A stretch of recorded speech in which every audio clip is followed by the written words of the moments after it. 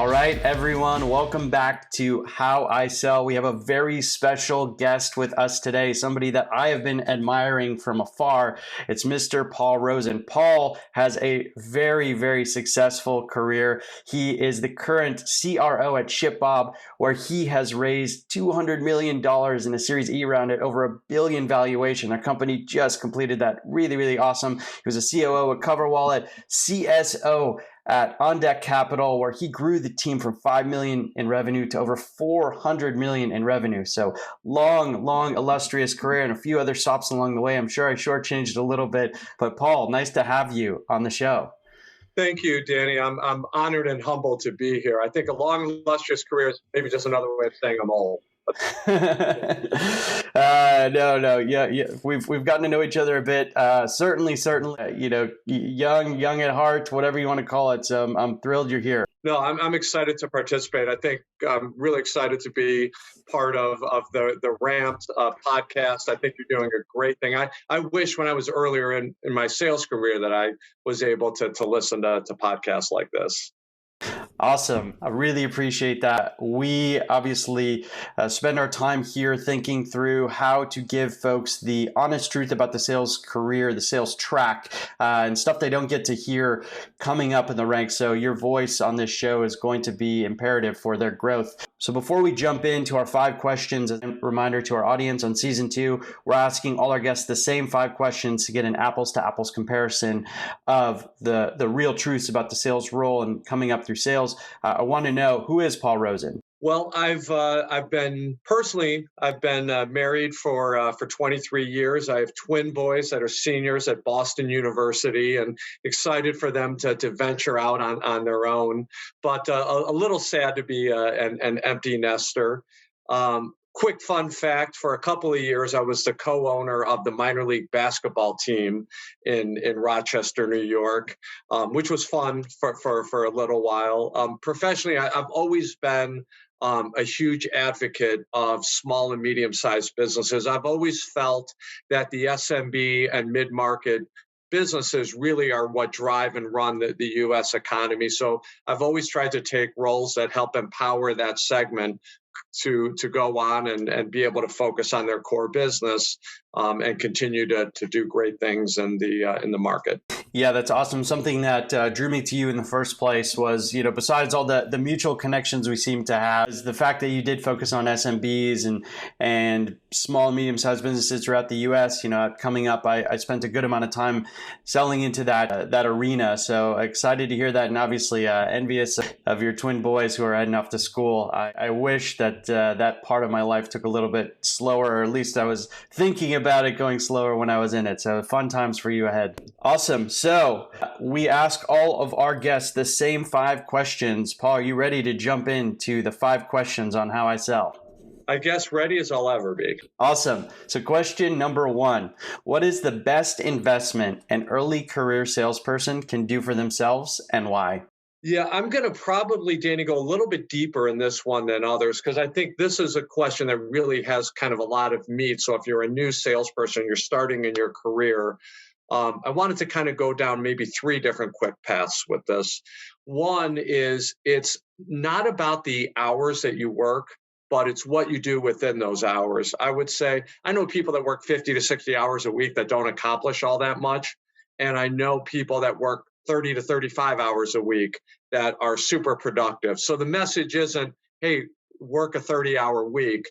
But what more I'm trying to convey is, and most of us are in kind of a remote or hybrid situation, but assuming we were in the office, just because you're the first one in the office and the last one to leave doesn't necessarily mean you're going to get promoted, or doesn't necessarily mean you're going to crush it. What's really important is that when you're at work, you have a high level of intensity, you're focused, you're concentrating, and you really have blinders on to every other distraction. And if you can do that, then you have a really good chance of being successful. And it's important to be efficient. I think the second thing is to actually make investments in your career. A lot of people kind of have that daily motion of, hey, I show up to work. And just by showing up to work, if you're early in your career, you can tend to get better naturally by having more reps. But if you really want to accelerate your career faster, that's probably not quite enough. So I'd recommend that, before hour. And again, it's easier to do it if you're not working 60 hours a week and you're really efficient with your work. Then I would take off hours time to read books, read articles, listen to podcasts like this. Anyone that's listening to the Ramp podcast are automatically going to get a leg up, and see if your company has resources. Like, I know a lot of the people that you're interviewing for Ramp are members of the sales assembly community. And sales assembly, if your company isn't associated with sales assembly, probably should be, because there's so many great resources. So, it's after hours, which is really the kind of the time where you should be doing these extracurricular things. And then I would say the third investment or thing you should do is try to find a mentor. So if your long-term goal is you want to be a CEO, then have a CEO be a mentor. If it's a CRO, COO, VP, a couple of things related to finding a mentor. Like, I think the mentor can kind of help you during your defining career moments, kind of point you in the right direction. Or if you're stuck in the mud or not on the track, kind of think through your career strategically with you. One of the things I wouldn't do is I wouldn't go to a mentor like a busy CEO or CRO and say, hey, will you be my mentor, and can I have weekly one-on-ones with you? Because the really quality mentors aren't going to have that type of time. But it's really important to kind of find really, really strong people that are in the roles that you want to be in to kind of, again, help you during those defining moments and pivotal reflection points, within your career. Yeah, Paul, thanks for laying those out really clearly and succinctly. And what I've noticed, even with talking to you before the episode and in a previous conversation, is you give everybody very actionable points to just hammer out, finding a mentor, making sure that you're not, abusing time or asking for too much, and just being really clear with your ask. So I love this advice. It's something that I wish I actually knew earlier in my career on, not only that I needed a mentor, should find a mentor, but how to find it, who to target. So I appreciate you laying that out so clearly for everybody. Question number 2, what is the biggest surprise you experienced early in your career, and why?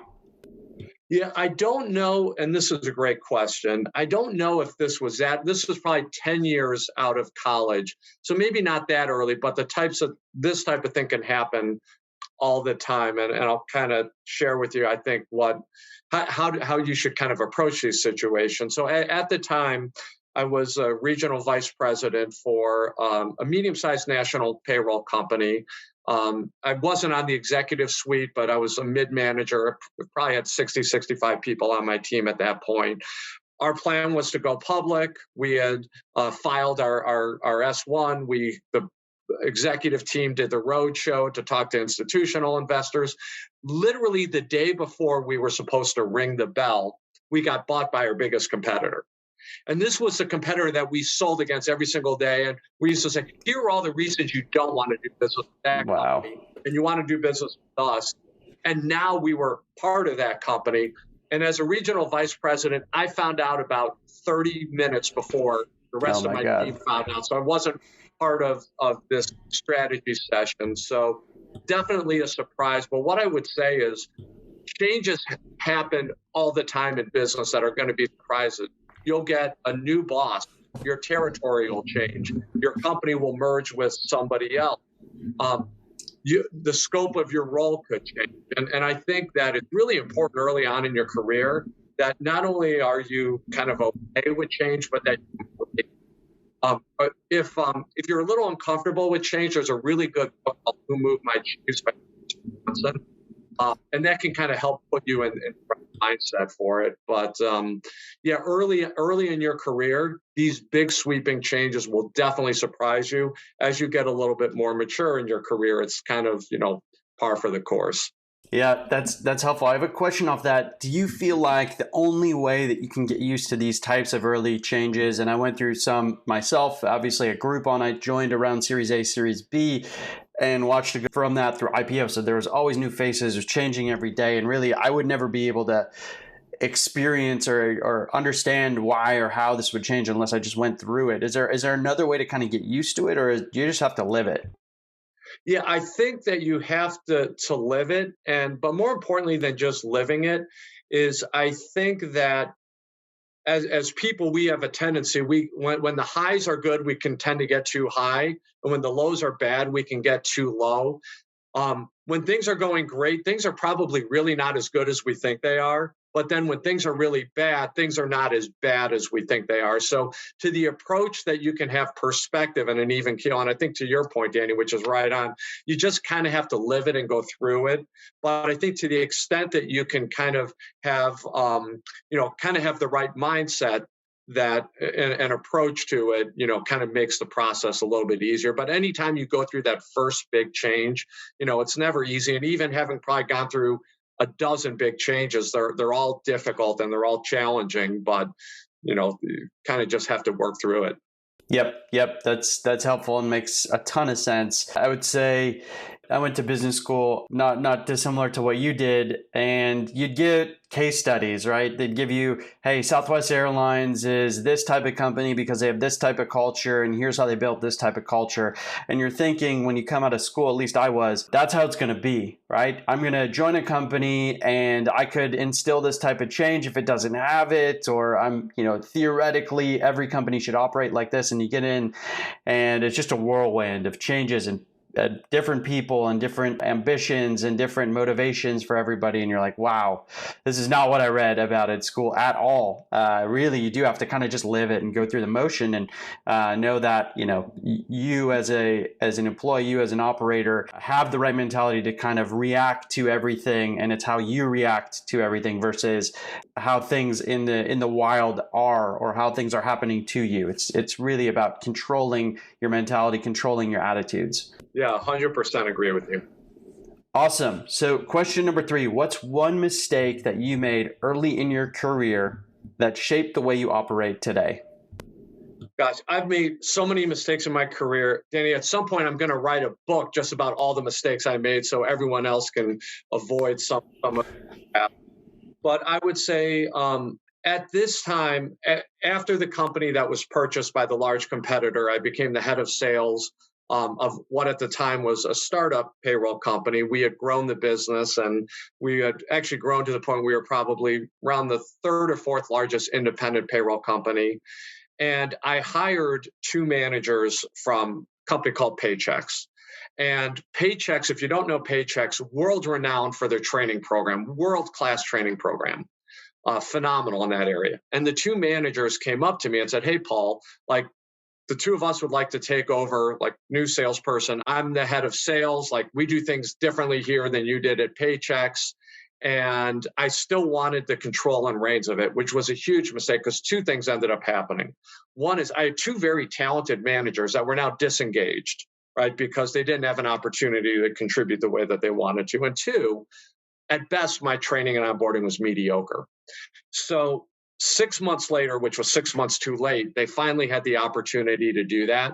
And when they built that training program, it ran circles around and was so much better than what I had developed. So I think that the lesson learned for those of you that are going to become newer managers or newer leaders is delegate as much as you can. Part of it is you want your team members to grow and develop. And the more your team grows, the better their engagement is, but also the better the productivity is. Have people that are strong in certain areas do what they're really, really good at. Yeah, so that was probably one of my bigger mistakes. Yeah, thank you for sharing that. Again, another one of those things that so unique and unique to a career, and also get you into the mindset of you kind of have to experience this to actually understand what to do with it. But the key takeaway I had there, especially at the end, was the insight is, as you're coming up, as you go through the SDR track and get promoted into the AE track and then into a manager track, it is to understand what are things that can be delegated and what are things that you need to focus on in order to make you and your team better. And I think, that insight that you had going through this experience is invaluable and something that we should all take to heart. Cool. Very cool. Very cool. Question number 4. Who has had the greatest impact on your career? And folks sometimes take this differently. So instead of naming names, if you're not comfortable to name somebody, they talk about a situation. So either one flies, or you could do both. Yeah, I think it depends on the stage of my career and what I kind of learned from that individual. So at the payroll service called Ovation, which was the first company where I was head of sales, we had a CEO, Tony Tortorella, great guy. He was our CEO, and he was like the number 2 or 3 person at Paychex, moved over to Ovation to become the CEO. One of the great things, he was phenomenal at storytelling. And through him, I learned that, to be a great leader, and even at the sales level, being able to tell a good story is a great way to build rapport. It's a great way to build trust. It's a great way to build connections. And it's really at every single level. If you're at a beginning of your sales career at an entry level, building stories is a great way to connect with your prospects and get them to trust you. At the C level, it's really important to kind of craft and message and have a great story when you're talking to your board and investors. And when I talk about stories doesn't mean you're spinning anything, or stories doesn't mean you're weaving, negative news and trying to turn positive, but it's really kind of understanding, if you're a salesperson, what's kind of happening in the market and being able to communicate that to your manager. At a C level, it's being able to kind of tell the same story. And if there's areas where you're not executing, being able to own up and take accountability of it. But more importantly than that, kind of talk through the needle movers or levers or things that you're trying in order to improve. And then if there's some data that's maybe a little bit more complex or difficult to interpret, really kind of figuring out how to take that data and tell it into a story so that everyone can understand. So Tony really kind of taught me and really kind of helped develop my storytelling skills. When I went to On Deck, Noah Breslow, who was the CEO, really kind of helped me take more of a data-driven approach to telling stories. And I think you need to continue to learn. Drew, who's our CEO at ShipBob, he's 15 to 20 years younger than me. And I've probably learned something from him every interaction and every one-on-one we have. So I would say, if you're earlier in your career, there'll be a lot of people that will impact your career. And I would try to take, a couple of gold nuggets or a couple of things from every single mentor or every single person, and then kind of weave that into how you approach your business and how you approach your life. Yeah, that's great. Something that we actually teach quite aggressively in the RAMP course is storytelling. And it can be as simple as, the reason that you should be a great storyteller is because people in general have grown up hearing stories. That's the way that we as humans like to hear information, is in the form of a story. It's more engaging, it's more insightful, it's not as direct in terms of just say facts and hope that people react to it the right way. So it's something that we spend a lot of time, especially in the interview prep part, is you can't just list bullet points on your resume and expect to get the job. You have to frame it in why, the reason why, and what threads have come through your life. So love that advice. And it's good to know that you're still even learning about how to tell stories, how to frame things, even today as someone who's a CRO. So that's excellent insight. Yeah, you always have to continue to be learning, no matter where you are in life, no matter what level you're at. You always have to have hunger to learn. Awesome. Last question for you. Question number 5. We've asked the same question at the end to all of our guests on both seasons of How I Sell. If you could go back in time, now that you have the benefit of hindsight, what advice would you give yourself as you were entering into your career? Yeah, I think longer term, your career needs to tell a story.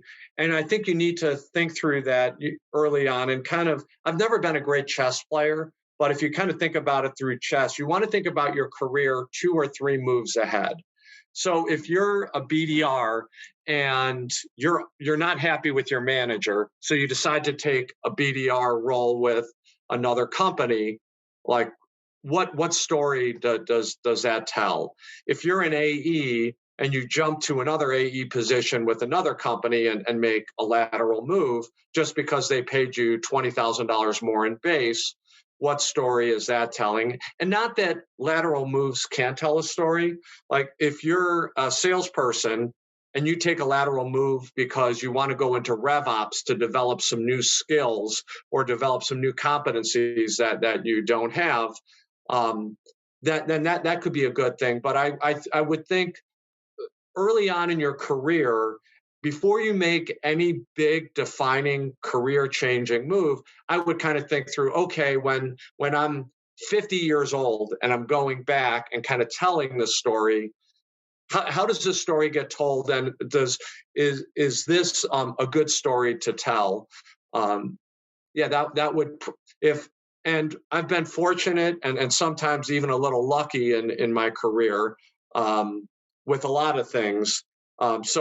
Things ended up kind of working out fairly well for me, but I think I could probably have accelerated my pace in certain areas if I would have thought through some of those things a little bit earlier.